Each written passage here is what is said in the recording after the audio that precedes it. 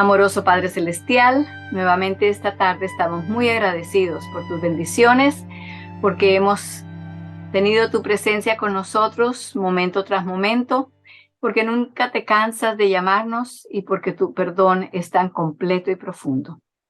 Te pedimos que ahora que vamos a abrir tu palabra, tú mandes a tu Espíritu Santo con todo el poder que Él tiene para ayudarnos a entender, a comprender y a recibir las verdades que tienes para mostrarnos, de manera que no sea solamente un conocimiento teórico, sino que llegue a formar parte de nuestra vida diaria y de la forma en que procesamos las cosas que pensamos.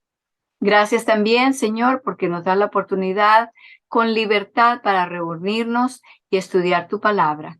Te lo agradecemos todo en el nombre de Jesús. Amén. Vamos entonces a repasar los versículos de memoria. Esta noche estaremos repasando los de la primera parte, o sea que comenzamos con los que están en Juan. Juan 15:5, yo soy la vid, vosotros los pámpanos. El que está en mí y yo en él, este lleva mucho fruto, no solamente fruto, sino mucho fruto, porque sin mí nada podéis hacer.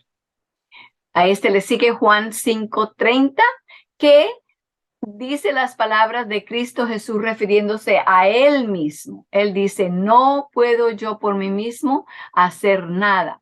Como oigo, juzgo y mi juicio es justo. ¿Por qué? Porque no busco mi voluntad, sino la voluntad del Padre que me envió.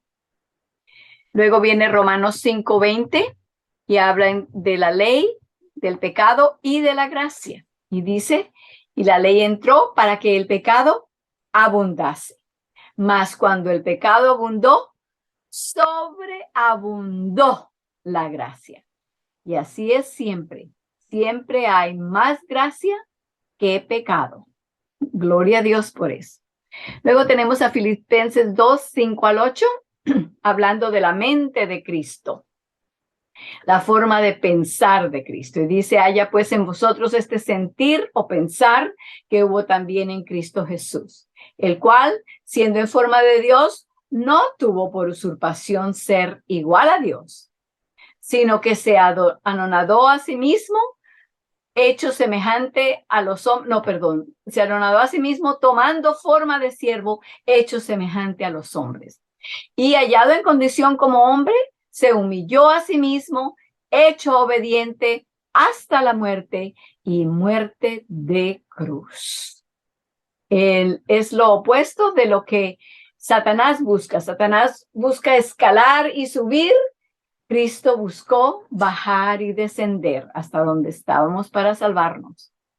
Luego viene Romanos 6:23, porque la paga del pecado es muerte, mas la dádiva, el regalo de Dios es vida eterna en Cristo Jesús, Señor nuestro. Hago la pregunta otra vez para que hagamos la pregunta cada uno de nosotros a nosotros mismos. ¿Cuánto tenemos que pagar por un regalo? Si es un regalo, no tenemos que pagar nada, porque en el momento en que paguemos algo por el regalo deja de ser regalo. Así que la dádiva o el regalo de Dios es vida eterna, lo cual es en contraste con la paga del pecado. La paga si no la ganamos. En esa sí aportamos nuestro trabajo, nuestro tiempo, etc. Luego tenemos a Jeremías 29:10. Habla de los pensamientos de Dios. Dice, porque yo sé los pensamientos que tengo hacia vosotros. Pensamientos de paz y no de mal, para daros un futuro esperado. Luego, a la definición de fe, según el capítulo 7 de nuestro libro, página 97, dice, fe es el confiar o esperar que la palabra de Dios haga lo que ha dicho y el depender de que la palabra de Dios por sí misma hará lo que ha dicho. Esa es la fe. Agregaremos 2 versículos más de los que estábamos poniendo antes con la segunda parte, porque ahora la segunda parte ha crecido. Éxodo 25:8, y hacerme un santuario, y yo habitaré entre ellos. Muy bien. Y luego primera de Juan 1:9. Si confesamos nuestros pecados, Él es fiel y justo para perdonar nuestros pecados y limpiarnos de toda maldad. Y eso es exactamente lo que Él se propone hacer si se lo permitimos. ¿Ok? Entonces, por favor, apaguen todos sus micrófonos para que no haya interrupción. Gracias. Entonces, vamos ahora al libro. Estamos en el capítulo 18. El título es Un llamado a la acción inmediata. Y habíamos comenzado ya el capítulo la semana pasada. Habíamos cubierto 2 de las páginas. Estamos en la página 258. Y entonces quiero también agregar el versículo de memoria para este capítulo. Viene de Mateo 5:16. Mateo 5:16. Y dice, así alumbre vuestra luz delante de los hombres, para que vean vuestras obras buenas y glorifiquen a vuestro Padre que está en los cielos. Es esa la forma en que Él quiere que demos testimonio de Él, que contemos cuán grandes cosas el Señor ha hecho por nosotros. Y aún con nuestra forma de vivir, y claro, estamos hablando de un llamado a la acción inmediata, vamos a hablar de diferentes cosas que el Señor nos da una responsabilidad y nos da también la fuerza y el conocimiento para hacerlo. Entonces, repitamos Mateo 5:16 una vez más. Así alumbre vuestra luz delante de todos los hombres, para que vean vuestras obras buenas y glorifiquen a vuestro Padre que está en los cielos. Exactamente. No estamos tratando de llamar atención hacia nosotros, de hacernos nosotros el centro de atención, no. Lo único que hacemos es vivir una vida de tal forma que represente a Dios y entonces la gente busque y sea atraída a Cristo por medio de nuestro ejemplo. Entonces, como les dije, habíamos llegado hasta la página 259 del capítulo 18. El título del capítulo es Un llamado a la acción inmediata. Me gustaría hacer una pregunta para que pensemos cada uno. ¿Qué sucede si no movemos ni ejercitamos nuestros músculos? Yo creo que todos sabemos exactamente lo que podemos esperar si hacemos una decisión de esta clase. Tarde o temprano, nuestros músculos dejarán de funcionar y no solamente dejarán de funcionar bien, sino dejarán de funcionar completamente. Depende del tiempo en que estemos así, ¿verdad? Entonces, con esa pregunta en mente, vamos a entrar al párrafo, el tercer párrafo de la página. Es una cita que viene de Testimonios para la Iglesia, volumen 5, página 370. Y dice, un hombre que se acueste y se niegue a ejercitar sus extremidades, pronto perderá su capacidad de usarlas. De la misma manera, un cristiano que no ejercita las facultades que Dios le ha dado, no solamente dejará de crecer en Cristo Jesús, sino que perderá la fuerza que ya tiene y se convertirá en un paralítico espiritual. Son aquellos quienes, con amor a Dios y a sus semejantes, se esfuerzan por ayudar a los demás, los que llegan a ser establecidos, fortalecidos, fundados en la verdad. Esas son características que todo cristiano deseamos tener. No solamente conocer a Dios y estar viviendo en la superficie, donde como una mata que no tiene raíces profundas, con cualquier cosita ya se cae, ya se tumba y pierde el crecimiento que había llevado.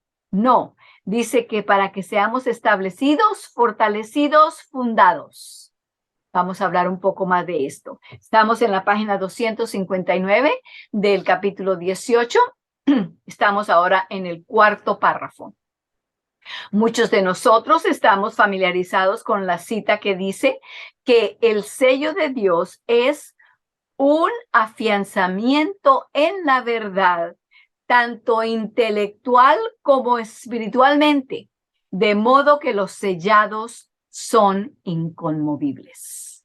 Esto viene del Comentario Adventista, Bíblico Adventista, volumen 4, página 1183. Hay aquí una bella armonía. Nos afianzaremos en la verdad, de modo que seremos inconmovibles cuando nos esforcemos por ayudar a los demás con todo el poder que Dios nos ha dado. Entonces, el secreto para tener esas raíces profundas que no permitan que nos movamos espiritualmente es compartir la fe que tenemos con los demás a nuestro alrededor. Sigamos leyendo y venimos otra vez en el mismo tomo quinto del Testimonios para la Iglesia, en la misma página 370, sigue diciendo, el verdadero cristiano trabaja para el Señor, no a base de impulso, sino por principio, no por un día o por un mes, sino a través de toda la vida. ¿Cómo brillará nuestra luz ante el mundo, sino a través de nuestra vida cristiana consecuente? ¿Cómo sabrá el mundo que pertenecemos a Cristo si no hacemos nada por Él? Dijo nuestro Salvador, por sus frutos los conoceréis. Mateo 7:16. Declaró además, el que no es conmigo, contra mí es. Mateo 12:30. No existe terreno neutral entre aquellos que trabajan hasta el máximo de su capacidad por el Señor y los que trabajan por el enemigo de las almas. El que se mantiene ocioso en la viña del Señor, no solamente no hace nada por sí mismo, sino que es un estorbo para los que hacen un esfuerzo por trabajar. Voy a agregar allí, antes de terminar la cita, que debería ser nuestro objetivo, que nunca vayamos a ser un estorbo, ni una piedra de tropiezo para los que quieren y están haciendo el trabajo por el Señor, sino que seamos parte del esfuerzo individual y corporal para que podamos compartir esas buenas nuevas. Sigo leyendo de la misma cita. Satanás encuentra trabajo para todos los que no se esfuerzan fervientemente para asegurar su propia salvación y la de otros. Recordemos que no es por nuestras obras, ¿cierto? De acuerdo con el versículo de memoria que ya no sabemos de Filipenses 9:13, dice, porque es Dios el que en nosotros obra, así el querer como el hacer por su propia voluntad. Claro, esto sucede solamente cuando nosotros le permitimos. Es Él el que lo hace. Seguimos entonces en el siguiente párrafo. Dice, no basta con esforzarse por asegurar solo tu propia salvación. Es necesario vivir para los demás. Jesucristo nunca vivió para sí mismo. Él renunció a todo lo que era suyo para salvar a los demás. Él no hizo de su propia salvación el propósito de su vida. Se salvó a sí mismo, ¿cómo? Al ser plantado como semilla muerta en el surco de la necesidad de este mundo. Él dijo una vez que así como la semilla, para que pueda tener vida y pueda traer otras semillas, pueda crear otras semillas, esa semilla tiene que ser sembrada en la tierra y tiene que morir. Cuando muere, entonces así es como sale la nueva planta y se crea y viene el fruto al final, al tiempo de la madurez. De la misma forma, Cristo vino y murió, tuvo que dar su vida para que así pudiera traernos vida a todos, vida eterna.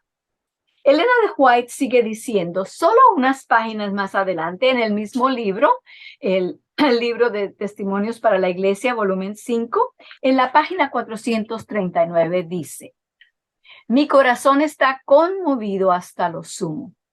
Las palabras son inadecuadas para expresar mis sentimientos mientras intercedo por las almas que perecen. ¿Deberé interceder en vano? Como embajadora de Cristo, quisiera incitaros a trabajar como nunca antes habéis trabajado. Vuestro deber no puede ser transferido a otro. Nadie sino vosotros mismos puede realizar vuestra obra. Si retenéis vuestra luz, alguien quedará en tinieblas por vuestra negligencia.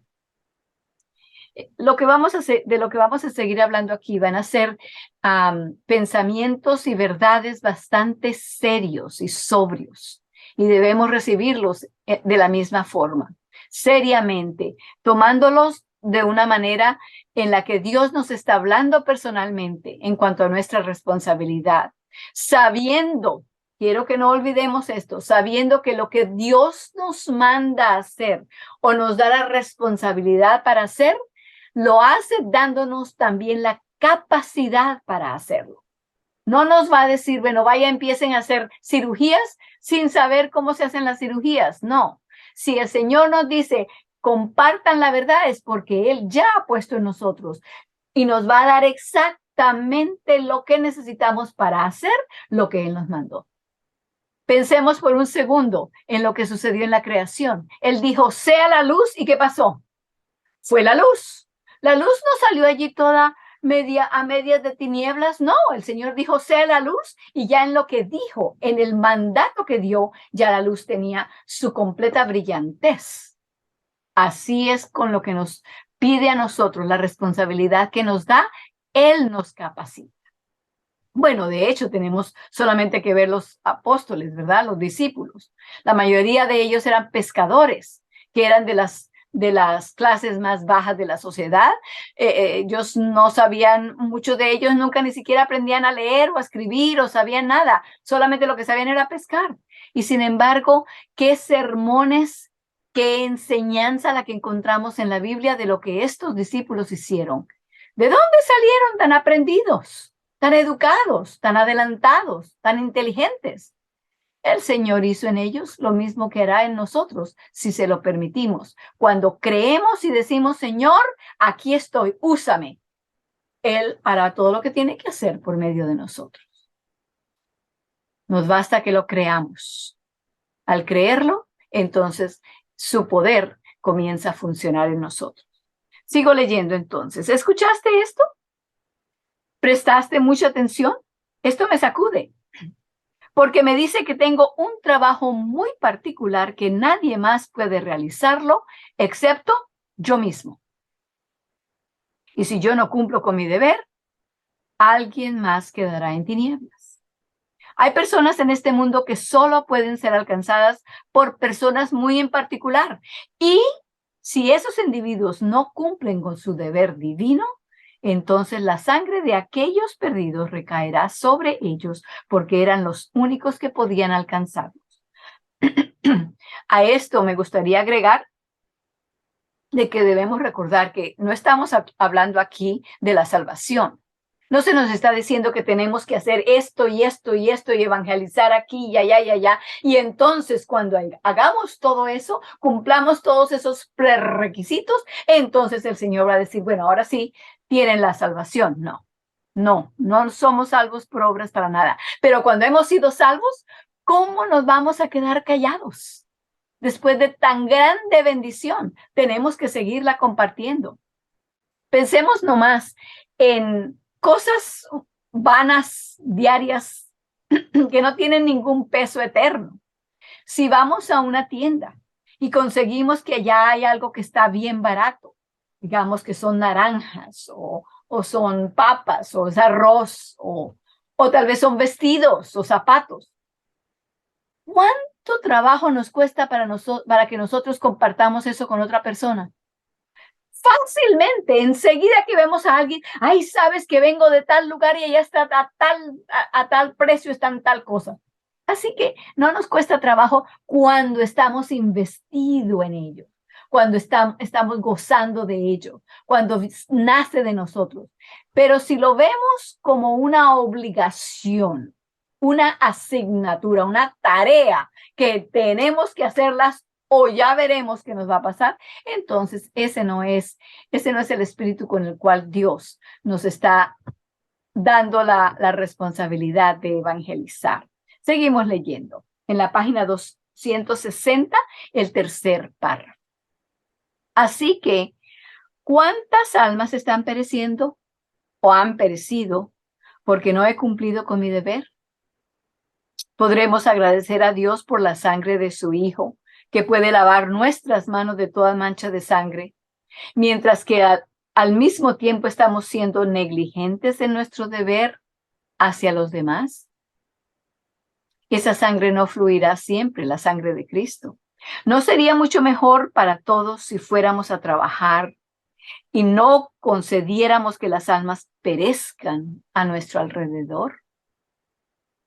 Volvemos nuevamente a leer del mismo libro, ahora en la página 440, y dice: los miembros de la iglesia deben mantenerse individualmente, voy a recalcar esa palabra, individualmente, porque a veces nos gusta pensar, bueno, como mi prima y mi papá y mi hermano están haciendo, entonces eso debe contar por la familia. No, Dios tiene que ver con cada uno individualmente. Nos salvó a cada uno como persona, y si hubiéramos sido el único, por ese único hubiera venido a morir también. Así que de la misma forma nos habla cuando nos habla de la responsabilidad, el privilegio que tenemos de compartir lo que ya hemos recibido. Sigo leyendo. Debe mantenerse individualmente con todo lo que poseen sobre el altar de Dios. Ahora, como nunca antes, se aplica la amonestación del Salvador. Vended lo que poseéis y dad limosna. Haceos bolsas que no se envejecen, tesoros en los cielos que nunca falta, donde ladrón no llega ni polilla corrompe. Porque donde está vuestro tesoro, allí también estará vuestro corazón. Eso viene de Lucas 12, 33 y 34. Los que inmovilizan sus recursos en grandes casas, en tierras, en empresas mundanales, dicen por sus acciones: Dios no los puede tener, los quiero para mí. Han envuelto su único talento en un lienzo y lo han ocultado en la tierra. Los tales tienen motivo para alarmarse. Hermanos, Dios no nos ha confiado recursos para que los dejemos ociosos, ni para que los retengamos codiciosamente o los ocultemos, sino para que los empleemos en hacer progresar su causa, en salvar las almas de los que perecen. ¿No es ahora tiempo para invertir dinero del Señor en vuestros costosos edificios y vuestras grandes empresas, mientras su causa se ve estorbada y debe avanzar mendigando? Tenemos que estar convencidos del Espíritu Santo para hacer estas cosas, porque nuevamente, repito, si lo vamos a sentir simplemente como una obligación, como un deber, entonces va a faltar lo que solamente Dios nos puede dar, el querer y el hacer. Si lo vamos a estar contando como, bueno, tengo que hacerlo porque tengo que hacerlo, ay, tengo rato que no hago. No, no, no. Debe fluir como parte de nuestra relación con Dios. De la misma manera que fluyen las palabras cuando hablamos, así, cuando somos cristianos, fluirá de nosotros el compartir con los demás también. En la parte baja de la página 260 estamos ahora. Una cita bastante clara. Ahora, como nunca antes, se aplica la amonestación del Salvador. Pero esto se aplica a mucho más que solo a nuestras finanzas. Necesitamos considerar los talentos y habilidades que Él nos ha dado. Cualquier talento que poseemos no es para que lo usemos para alcanzar nuestra causa egoísta y ponernos cómodos.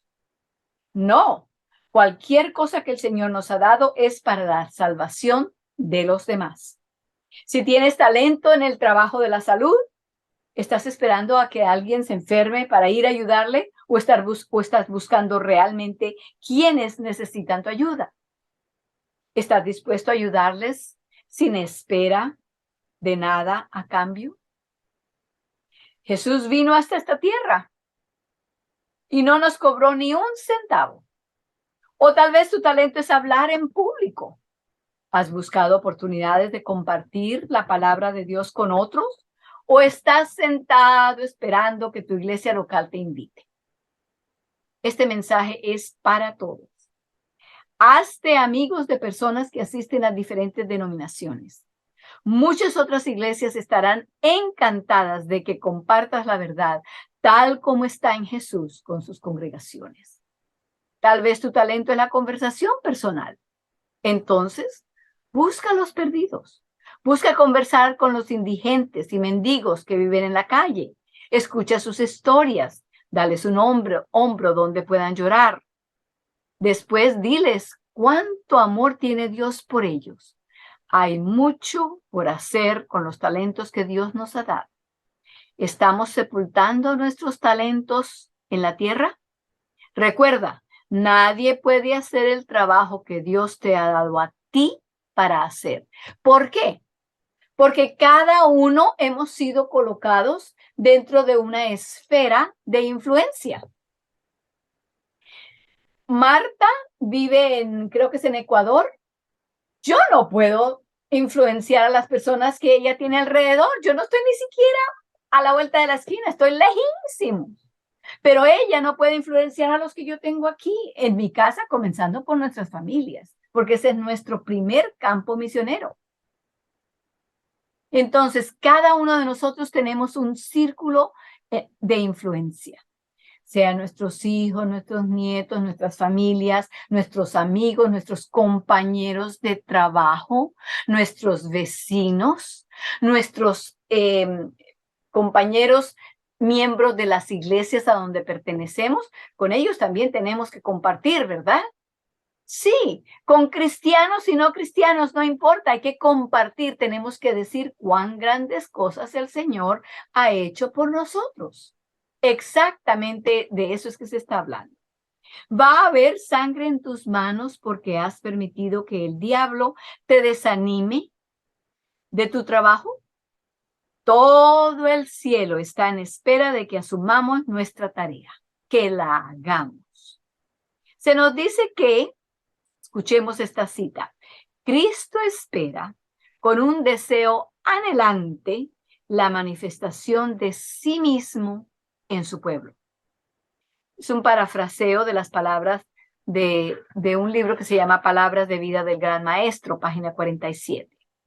Un deseo anhelante. Quiere decir que es un deseo profundo, ardiente, ¿verdad? Elena de White declara que Cristo tuvo un corazón humano como el nuestro. ¿Te es doloroso estar ausente de tus seres queridos? ¿Los extrañas? ¿Sientes la pérdida?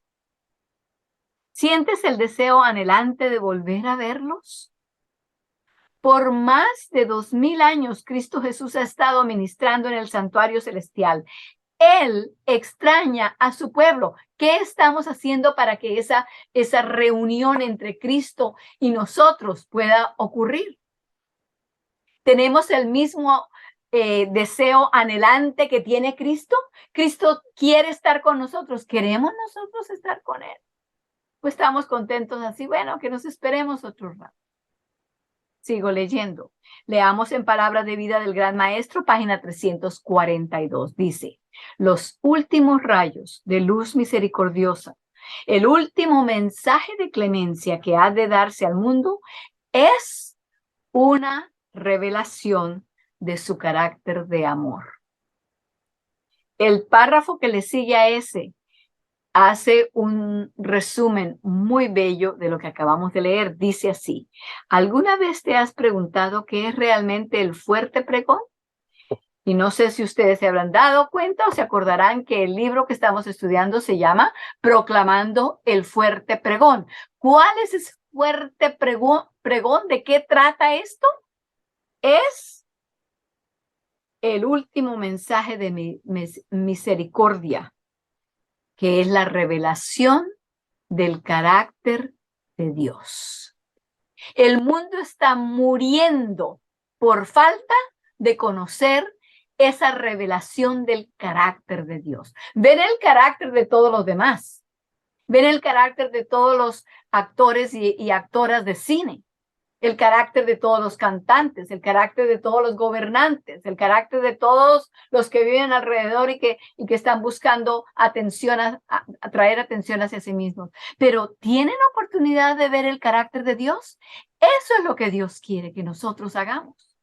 Y solamente nosotros lo podemos hacer con las personas de nuestro alrededor. Seguimos leyendo. Los hijos de Dios han de manifestar su gloria en su vida y carácter, han de revelar lo que la gracia de Dios ha hecho por ellos.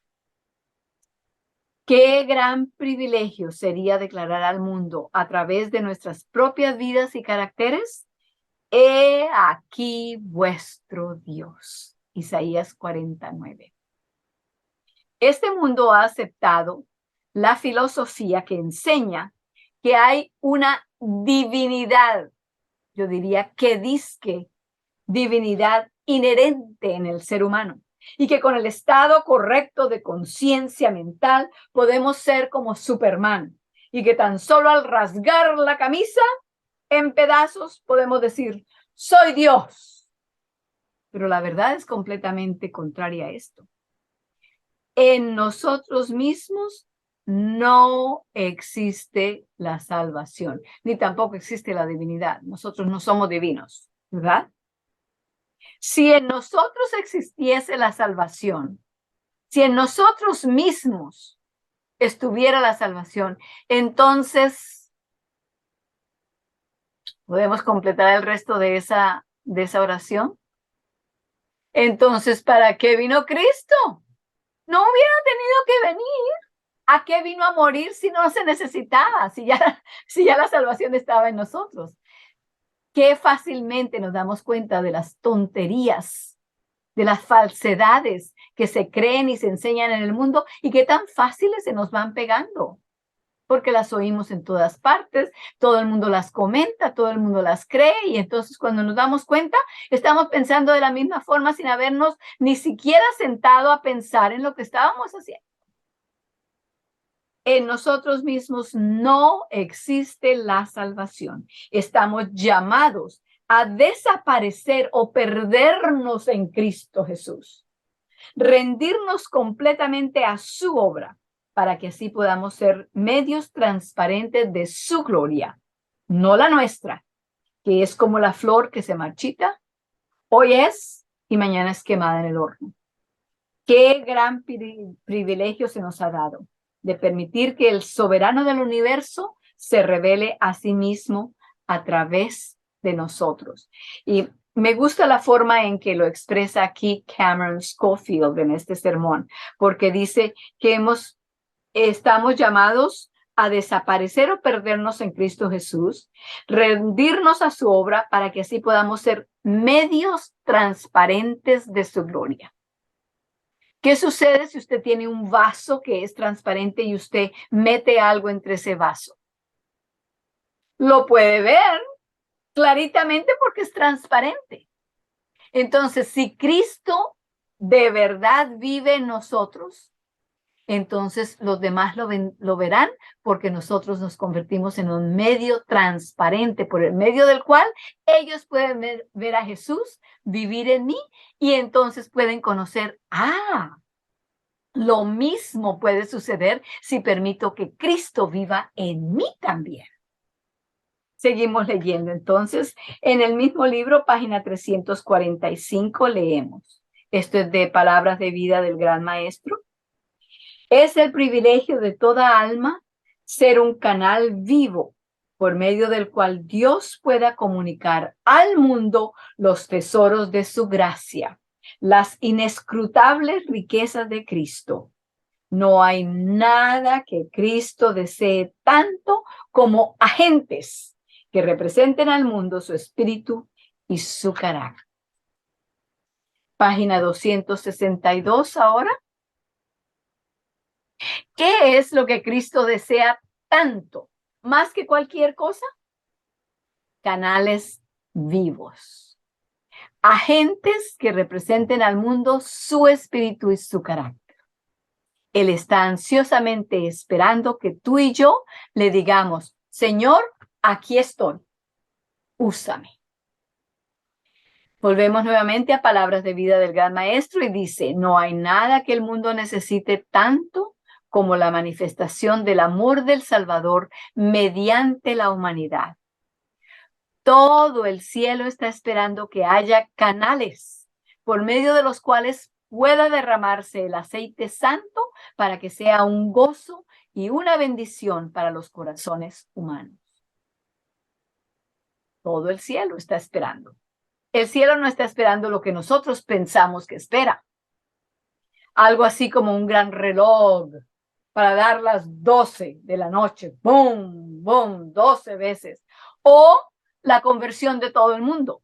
No, el cielo está esperando a personas, tal vez una o dos, que digan, Señor, elígeme a mí.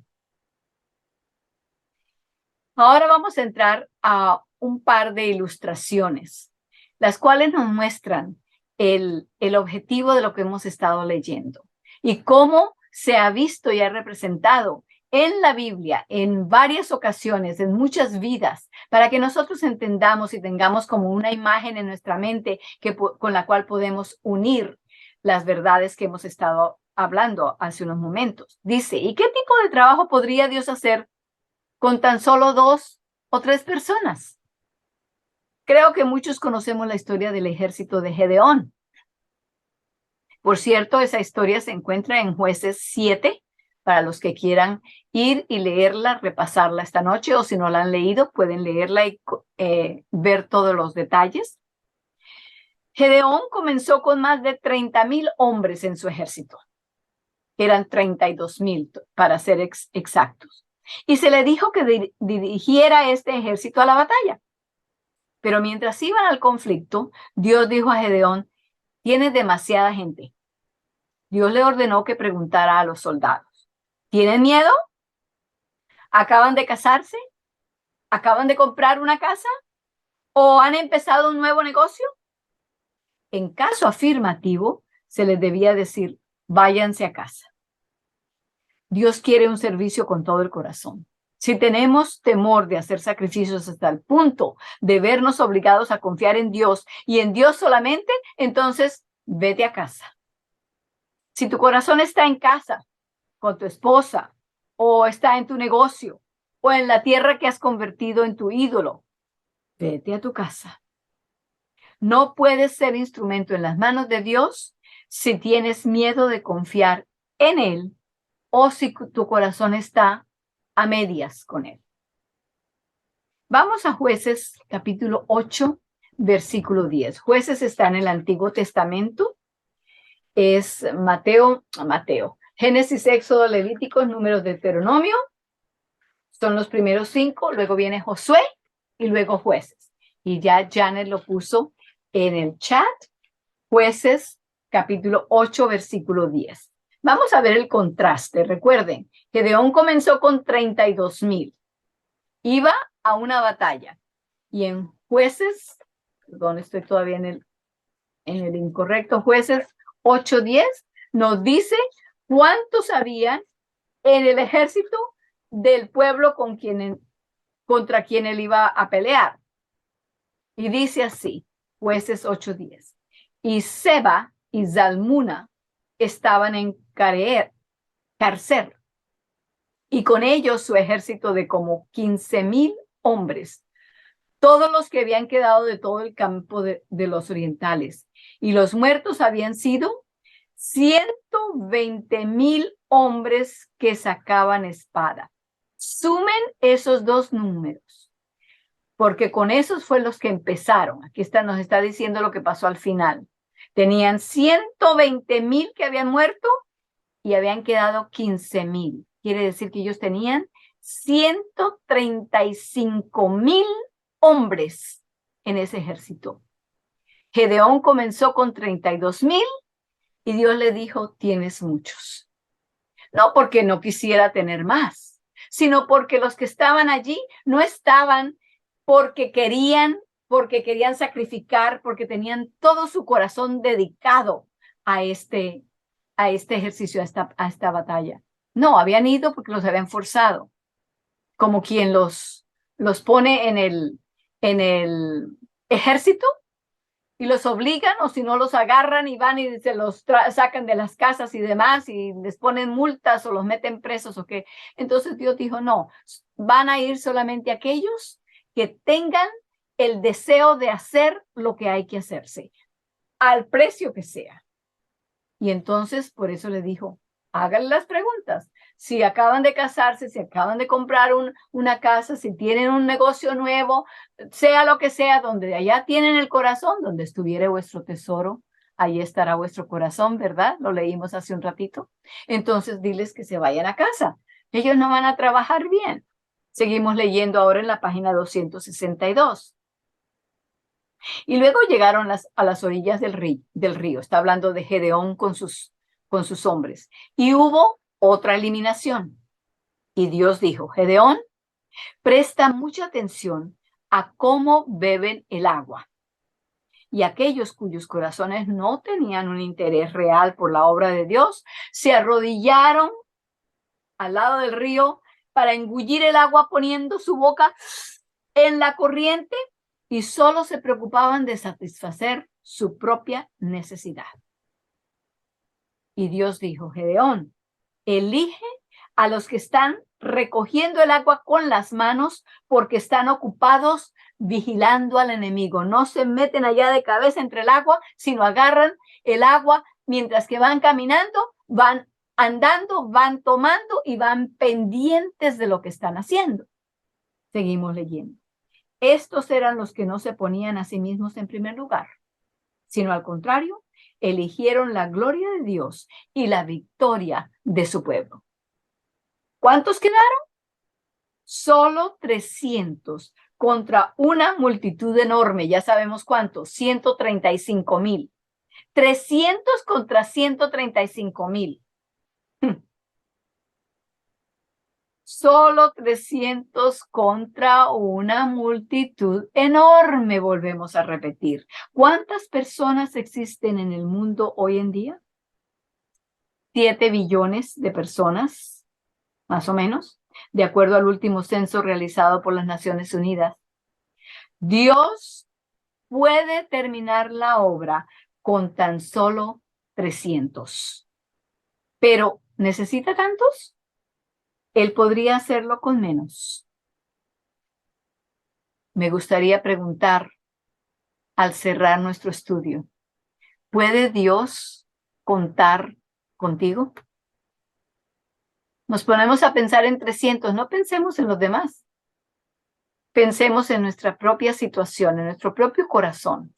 ¿Puede Dios contar contigo? Porque eso es lo que Él busca. Él no está buscando obligar a nadie, ni hacer sentir a nadie tan mal y tan miedoso de lo que le pueda ocurrir si no hace la obligación que Dios le ha dado. No, Él quiere que voluntariamente entreguemos nuestra vida para contarle a los demás lo que Dios ha hecho por nosotros. Entonces, ¿puede Dios contar contigo? ¿Puede Dios contar conmigo? Mi oración es que dentro de nuestra propia mente y corazón le hayamos respondido al Señor, sí, aquí estoy, envíame a mí. Dejaremos hasta allí por ahora y continuaremos de ahí en adelante la próxima vez. Vamos a repetir otra vez. Así alumbre vuestra luz delante de todos los hombres, para que vean vuestras obras buenas y glorifiquen a vuestro Padre, que está en los cielos. De eso es que estamos hablando. Entonces vamos a ponernos de rodillas para orar.